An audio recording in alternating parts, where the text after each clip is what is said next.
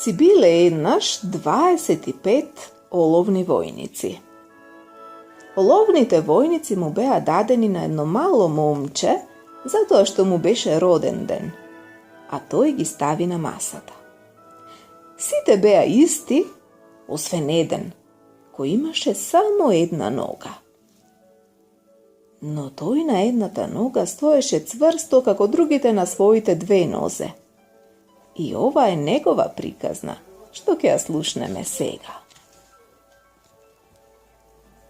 На масата каде што беа наместени војниците, имаше и други играчки.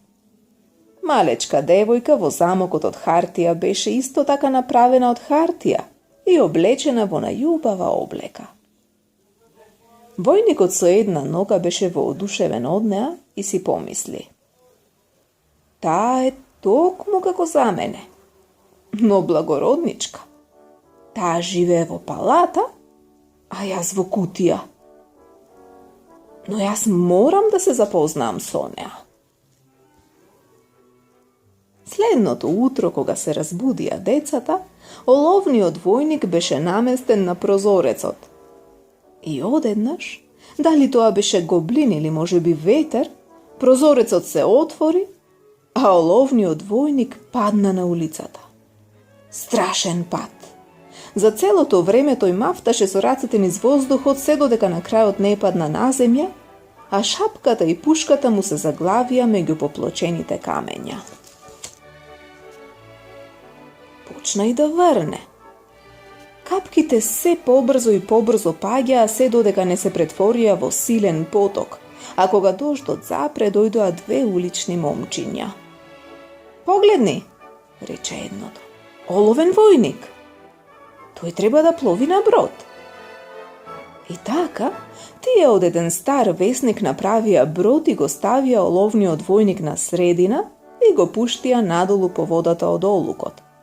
А тие го следеа по улицата. Бродот се вртеше наоколу, се наполни со вода и почна да тоне. На крајот бродот потона, оловниот војник испадна од него, а една голема риба го проголта. Најпосле се раздени. Рибарот што стоеше на брегот ја фати рибата на јадица и му ја продаде на еден готвач. Готвачот ја отвори рибата со еден остар нож. Гласно извика: "Погледни, оловен војник!" Слугинката и готвачот зачудено гледаа во него. Слугинката го однесе војничето во салонот. Таа таму го стави на масата и за чудо големо, тој повторно се најде во истата соба во која били порано. Тоа беше неговата стара куќа.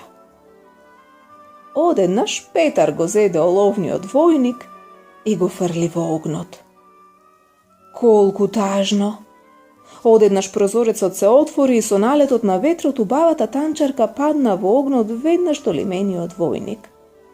Таа веднаш пламна и ја снема. Изгоре. Љубовниците најпосле се споија во смртта. Следниот ден, слугинката ја чистеше пепелта од печката.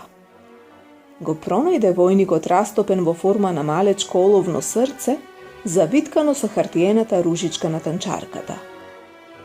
На слугинката и се допадна тоа. Помисли дека е прекрасно.